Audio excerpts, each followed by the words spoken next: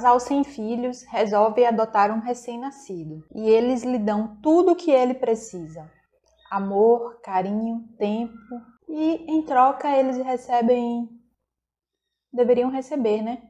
Mas eles não receberam nada. Eles foram assassinados pelo filho. Vem comigo que hoje eu vou contar para vocês a história de Cameron Rogers.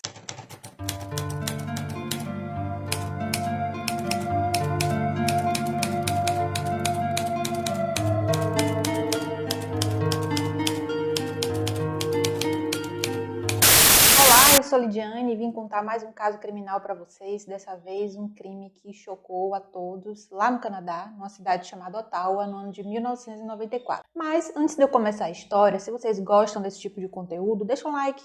A família de Cameron era formada por ele, que era filho único e adotado. Seu pai, Dave Rogers, tinha 69 anos na época, ele era repórter e aposentado. E Mary Rogers, de 63 anos, ela era funcionária pública e também era aposentada. Quando Dave e Mary decidiram adotar um bebê, eles tinham na faixa de 40 anos de idade. Já era um pouquinho avançada para a idade que os pais normais adotam um bebê. Mas eles faziam tudo que os pais jovens fazem, eles não deixavam nada para trás. Dave era otomano, mas fez faculdade na Universidade de Colton, lá no Canadá. Ele teve 2 diplomas, um de ciências políticas e outro de jornalismo. Ele trabalhou durante toda a sua carreira em um jornal local e era bem conhecido na cidade. Ele era conhecido por ter uma visão positiva, ele fazia tudo de forma excelente no seu trabalho, todo mundo admirava as coisas que ele fazia, mesmo se tivesse dificuldade, ele encarava aquilo e executava da melhor maneira que ele podia. Já Mary nasceu numa família militar e decidiu continuar na tradição depois que ela concluiu a faculdade, lá mesmo na cidade de Ottawa. Ela fez a faculdade de linguística. Tem uma curiosidade sobre ela, fala que o nome dela foi confundido com o nome de um homem, quando ela foi inscrita lá no projeto de treinamento militar. Então ela entrou no treinamento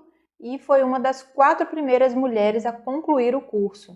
E ela estava tão envolvida com aquilo que ela decidiu tentar ajudar as pessoas a criarem um sistema de treinamento para melhorar para os novos recrutas que estavam entrando ali. Dave e Mary se conheceram no grupo de ciclismo, lá em Ottawa mesmo. Então eles se apaixonaram e 2 anos depois eles se casaram. Tiveram uma vida bem aventureira. Eles viajavam bastante, iam muito para a França, era um país que eles amavam. Eles eram um casal culto, eram bilíngues, mas tinha uma coisa que eles queriam que eles não conseguiam. Eles queriam ter uma família completa, mas por motivos que não foram revelados, eles não podiam conceber um filho. Então eles resolveram entrar para a fila de adoção. Mas eles eram candidatos perfeitos e logo eles receberam uma oferta para uma adoção de um bebê recém-nascido, que era o Cameron. Cameron entrou na família em 1994, quando ele era apenas um bebê recém-nascido. E ele foi coberto de amor. Os pais eram totalmente dedicados, amigos disseram que se lembram da oportunidade em que eles receberam a criança e que eles estavam simplesmente radiantes com aquilo. Então ele teve todo o amor, carinho, todas as necessidades dele eram supridas e tudo que ele precisava ele tinha. Porém, quando ele começou a idade escolar, que ele teve que ir para a escolinha, os pais começaram a desconfiar que ele tinha alguma deficiência ali motora.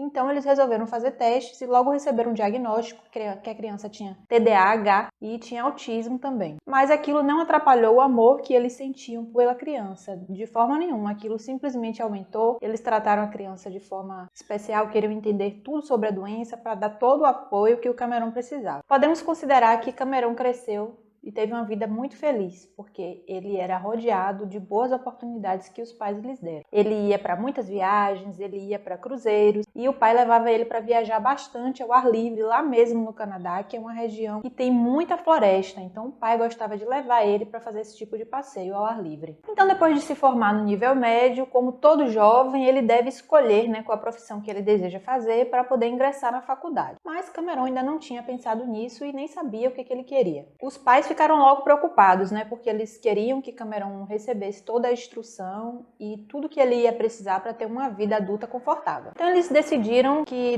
Cameron poderia estudar engenharia mecânica. Eles acharam que ele tinha jeito para isso e ele entrou realmente no curso para fazer engenharia mecânica. Só que ele via aquela situação como uma tentativa dos pais em tentar dominar ele. Ele não via aquilo como uma atitude amorosa, ele via aquilo de uma forma má. Mas, gente, os pais estavam envelhecendo. Eles sabiam que Cameron Cameron ia ter que ficar em alguma hora sozinho. Então eles queriam que ele tivesse uma carreira para poder ter condições de se sustentar, para ter uma família, coisas que todo pai se preocupa e preza para que o filho tenha, né? Eles queriam que o filho tivesse uma carreira para conseguir se sustentar, mas Cameron não pensava em nada daquilo. Cameron não tinha a melhor pressa de concluir aquele curso na faculdade. Ele queria, na verdade, era um emprego temporário para poder ficar estudando e trabalhando em um outro período, porque ele odiava a ideia de não ter dinheiro para comprar as coisas dele. Mas aí os pais não gostaram daquela ideia. Eles tinham condição e queriam que o jovem se dedicasse aos estudos. Então eles resolveram fazer uma oferta muito boa para Cameron. Eles disseram para Cameron que ele poderia ter tudo o que ele quisesse, que ele precisasse, sem pagar nada, e que em troca ele poderia fazer algumas tarefas domésticas, como aparar a grama, fazer algumas coisas dentro de casa. Cameron, em vez de gostar daquilo, ele odiou, porque ele disse que odiaria ter que ficar dando satisfações para tudo que ele tinha que comprar, que ele tinha que obter aos pais. Mas ele aceitou e aí ele foi vivendo essa vida. Como eu disse, ele nunca encarava aquilo de forma positiva, gente. Ele só entrava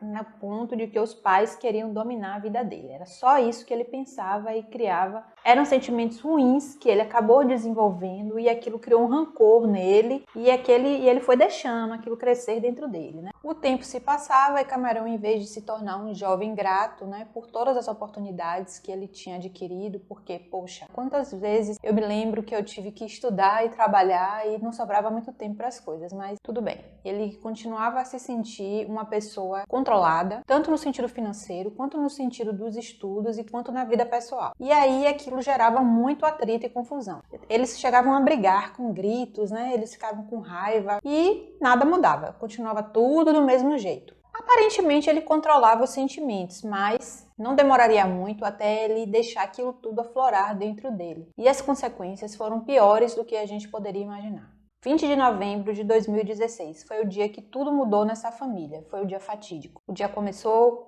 como um dia comum, o dia estava maravilhoso e a família havia sido convidada para o aniversário de uma idosa da família, uma patriarca. Então eles tinham se comprometido aí e ia levar um prato, como toda a família havia também se comprometido. Eles tinham aquele almoço para ir, estavam preparando tudo, beleza, mas na hora do evento eles não compareceram. Alguns familiares tentaram entrar em contato para descobrir por que eles não haviam ido, mas eles não desconfiaram de cara que teria acontecido alguma coisa. Com o passar dos dias, parentes e amigos próximos acharam estranho aquele silêncio, aquela ausência deles, né? Eles participavam de atividades religiosas, tal, e nada estava acontecendo. Nada de aparecer ele, nada deles darem as caras, nada deles ligarem. E aí eles começaram, sim, a desconfiar que teria acontecido alguma coisa. Apesar de que eles demoraram um pouquinho para desconfiar da ausência deles, porque era uma família razoavelmente reservada. Então demorou alguns dias para que eles desconfiassem. Eles pensaram que a família tinha viajado, porque às vezes eles passavam a semana fora com o filho. Mas uma vizinha disse depois que tinha visto uma luz acesa em um dos quartos durante a noite. Após 9 longos dias e algumas milhas de distância, um telefonema estranho e angustiante foi recebido pelo 911. Era Cameron, que queria denunciar que havia assassinado os pais. Cameron disse que estava na cidade de Montreal e em um lugar que ele não sabia dizer qual era o nome da rua. Ele estava totalmente confuso. Eu vou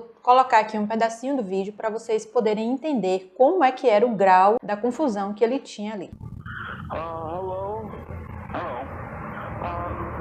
I would like to confess to a murder. Okay. Well, so where are you? I actually, I'm on a street, Mm-hmm. in Montreal. I don't know where that street is. Well, you need to know if you want to send somebody. Yeah, that's true, Wayne. I'm near a parking garage. Then you need to be more specific. I need an address or intersection. I'm going to find the street name. Apesar de estar confuso, ele passou todas as informações e a polícia de Ottawa foi lá na casa dele para poder fazer a checagem. E se deram conta de que ele estava falando a verdade, tinha 2 corpos no quintal da casa. Dave estava dentro de uma mala e Mary estava toda enrolada em uma lona. E como o inverno lá é bastante rigoroso, os corpos acabaram sendo congelados. Eles estavam do lado de fora no quintal, perto de um galpão depois do jardim da casa. Cameron foi levado imediatamente sob custódia antes mesmo do julgamento. O interrogatório foi na manhã seguinte e ele continuava a falar de forma muito confusa. A investigadora que interrogou ele, que se chamava Teresa, ela se tornou uma pessoa de grande ajuda ali para conseguir que ele confessasse tudo, não porque ele não queria confessar, mas devido à dificuldade que ele tinha em relatar os fatos. Então ela teve uma abordagem muito leve, ela foi muito paciente com ele. Apesar de toda a confusão, ele parecia ser bem sincero nas respostas. Ela fazia perguntas do tipo: o que você pretendia fazer ao cometer isso com seus pais? Ele dizia: não sei. Ou vocês tinham brigado no dia? Ele: não. O que você pretendia fazer depois do assassinato?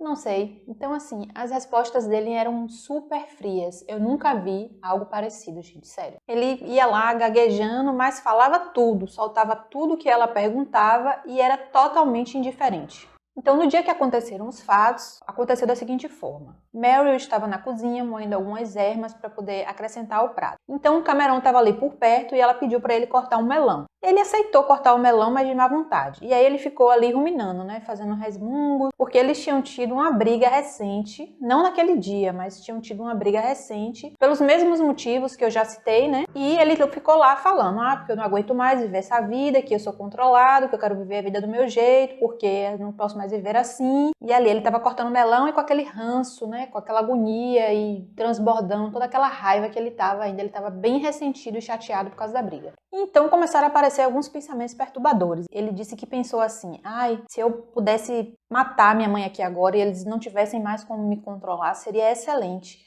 Aí ele pensou: poxa, isso ia ser muito fácil de eu fazer aqui mesmo agora, super fácil. Mas aí ele ficava ponderando: faço ou não faço? E ele disse que ficou aproximadamente 50 minutos pensando se deveria fazer ou não. Até que ele cedeu àquele desejo e ele foi lá no quintal pegar uma estaca. Ele tinha uma estaca de madeira que ele disse que foi ele mesmo que esculpiu. Não para essa finalidade, mas tinha uma faca lá no quintal e ele foi pegar essa faca no quintal. Quando ele chegou de novo na cozinha, ele pegou e enfiou nas costas da mãe, que caiu e começou a gritar bastante. A faca não era uma faca afiada, né? Mas ela conseguiu fazer um desgaste bem grande. E o pai não estava na cozinha no momento, mas ele ouviu a mãe gritando, então ele veio assustado. E quando ele chegou na cozinha, antes dele conseguir entender aquela cena, né, que ele estava vendo, Cameron estava em cima da mãe, aí ele recebeu uma facada também nas costas e perfurou o pulmão do pai. Aí depois disso ele pegou duas facas que tinham na própria cozinha, uma era menor e outra era maior. A menor ele disse que usou na mãe, a maior ele enfiou no pai.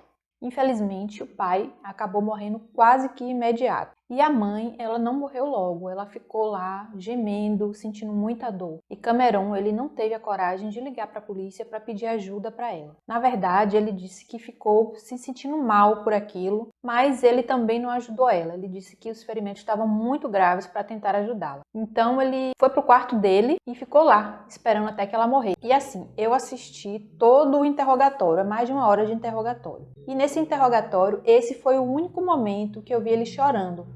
Ele falou de forma muito aflitiva sobre a mãe estar sentindo muita dor. Então, esse foi o único momento que eu vi ele parecendo que tinha alguma emoção dentro dele. Por fim, ambos morreram na cozinha. Um pouco mais cedo, o tio Garran, né, que era irmão da mãe dele, entrou em contato para saber por que eles não haviam ido para o almoço. E ele não desconfiou quando Cameron deu uma resposta. Cameron disse que os dois haviam pego uma gripe pesada e que estavam no quarto descansando e por isso eles não puderam ir. O tio não desconfiou de nada e o dia seguiu. Depois que ele cedeu àquela compulsão e que ele finalmente matou os pais, ele estava lá no quarto dele e ele finalmente foi pensar no que ele ia fazer com os pais. Então ele pegou o pai, colocou dentro de uma mala e a mãe ele enrolou numa lona. Ele colocou os dois do lado de fora, lá no fundo do jardim. Então ele decidiu limpar toda a cena do crime que era na cozinha. Ele disse que na casa dele tinha um limpador a vapor e que ajudou ele a tirar bem as manchas de sangue. Ele deixou tudo limpinho. E aí ele pegou as facas, né, que ele tinha utilizado no crime e ele botou no lixo do quintal da casa. Ele não deixou fora em algum lugar, ele deixou lá. Então, pela estratégia dele, que foi fraca, ou se é que houve estratégia, né, a gente vê que não foi um crime premeditado. Então ele estava lá no quarto dele e começou a pensar, bom, o que eu vou fazer agora? Ele disse que na verdade que ele não queria fugir, ele só queria limpar a cena do crime para quando a família chegasse não ficasse chocada. Era tipo um respeito que ele estava tendo pelos pais dele. E assim aconteceu nos próximos dias. Ele ficou uma semana em casa, ele não saiu para lugar nenhum, ele descia apenas para comer. Ele fazia um lanche na cozinha e voltava, e os pais lá no quintal. Durante esse período, ele ficou lá pensando no que ele ia fazer. Ele não tinha nenhuma reserva financeira, mas ele sabia que não podia ficar em casa nem no Canadá. Então ele decidiu ir para a fronteira, para atravessar o país. Ele queria ir para os Estados Unidos para tentar fazer uma nova vida. Então dá para a gente ver aí em todas as atitudes que ele tinha vindo tomando que era tudo feito de forma impulsiva, né? Assim como a vontade que ele teve de matar os pais. Eu ouso dizer até que ele foi ingênuo, porque ele não tinha programação nenhuma, nem de dinheiro, não tinha nenhuma reserva, não pensou no que ele ia fazer, como é que ele ia viver, ele não pensou em nada. O único dinheiro que ele tinha foi o que ele encontrou. Ele foi lá no quarto dos pais, pegou a bolsa da mãe, disse que achou algum dinheiro e nas coisinhas do pai também tinha algum, e foi tudo que ele tinha. Então, no outro dia de manhã, bem cedinho, ele foi até a estação de trem usando o carro da mãe. Ele chegou lá às 8h30 da manhã e ele comprou uma passagem de trem para Nova York. Então, por que ele não foi de carro até Nova York? Ele disse que achava que ia gastar mais dinheiro. Então, ele foi de trem porque assim ele poderia economizar. E onde é que ele ia conseguir mais dinheiro para passar o resto dos dias? Não sabemos, né, gente? Mas na cabecinha dele era um plano ótimo. Só que para entrar em Nova York, ele precisava passar pela fronteira. Aí na fronteira, ele tem que dizer o que ele vai fazer em Nova York. E assim, quando uma pessoa do Canadá está indo para Nova York e ela vai a passeio, ela só precisa apresentar os documentos, porque é perto, então as pessoas têm passe livre para lá, para Nova York. Mas ele disse que queria começar uma nova vida e estava indo morar. Então, quando a pessoa dá esse tipo de resposta, ela tem que apresentar um visto, mais documentos, fazer uma entrevista. Ele não havia pensado nesse detalhe. Se ele tivesse pensado nesse detalhe, ele tinha dito que ia passar o dia, que ia passear, encontrar amigos. Então, perdido, cansado, sozinho, ele passou o dia inteiro ali vagando pelas ruas e às 9h15 da noite aproximadamente, ele entrou em contato com o 911 e ele decidiu se declarar culpado pelo assassinato dos pais. Tudo que ele havia confessado foi comprovado pela polícia forense, né? Eles foram checar as informações, chegaram lá, encontraram os corpos e eles tinham passado alguns dias lá para poder colher todas aquelas evidências. As evidências eram suficientes para poder prender ele. E quando ele foi questionado qual o motivo dele ter feito aquilo, ele disse que Shokin não se lembrava. Ele disse que teve um impulso e que ele ficou pensando ali se deveria fazer ou não, e por fim ele cometeu, mas que se tinha algum motivo que ele não lembrava qual era. Então ele foi acusado por 2 assassinatos de 2º grau. Ele se alegou inocente, mas a defesa dele disse que realmente ele tinha um autismo e por causa disso ele não poderia se responsabilizar por todas as atitudes que ele teve. Apesar de que, quando ele foi interrogado na primeira vez por Teresa, ele disse que tinha um autismo, mas era bem levinho. A defesa dele não foi boa, até que eles tentaram, mas assim, quando ele se confessou, ele acabou entregando que os crimes não foram de momento, né? Porque ele disse que ficou lá pensando por algum tempo se deveria ou não executar os pais. Ele deixou a mãe agonizando na cozinha por horas antes de morrer. Ele não pediu ajuda para ela. Tudo isso por quê? Porque ele sabia que as ações dele eram erradas. Então, quando a pessoa tem a consciência de que ela está cometendo algo errado, é capaz de receber a condenação pelos crimes. Em dezembro de 2018, a promotoria abriu o julgamento e todo acusado tem o direito de falar em sua defesa. Então, lá do nada,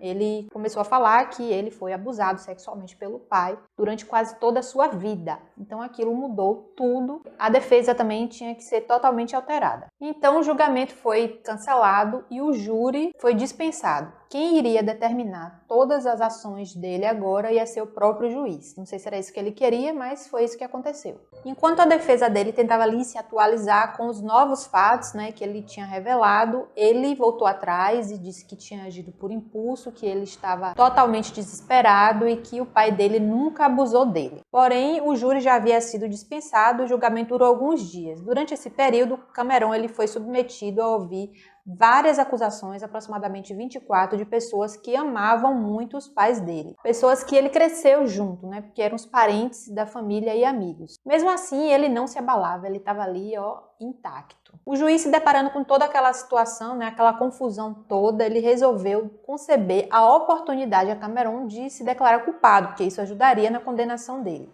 E assim ele fez, ele disse que era culpado, assumiu os crimes e aí ele recebeu prisão perpétua, sendo que durante 20 anos ele não poderia pedir nenhum tipo de condicional. 20 anos de prisão perpétua depois do fato ocorrido vai ser 2038 e ele vai ter apenas 42 anos. A família, quando recebeu o parecer, ela ficou totalmente indignada. Eles não aceitaram, inclusive eles temiam pela vida deles quando Cameron saísse da cadeia. Eles acham que Cameron demonstrou totalmente o caráter dele quando, além de ter matado os pais, ele fez aquela mentirada, né, a respeito do pai, mostrando falta de consideração total pela memória dele. E isso mostrou muito o caráter dele. Então, assim, eles temem muito por causa disso. Eu acho que ele precisa muito mais de um tratamento psicológico do que ser temido pelos parentes, porque ele é um pobre coitado, gente, sério, na moral. Não que ele não mereça ficar lá preso, sim, ele merece ficar lá preso sim, mas ele merece fazer um tratamento psiquiátrico, porque ele desde cedo confundiu todos os sentimentos que ele tinha. A gente não sabe o motivo pelos quais ele foi abandonado, né? Ele tinha tudo para ter um futuro infeliz, mas ele foi adotado, ele recebeu uma nova oportunidade. Os pais dele faziam tudo o que podiam para que ele crescesse sem precisar de nada. A ingratidão e o egoísmo dele foi enorme. E a gente não sabe por que essa criança cresceu dessa forma.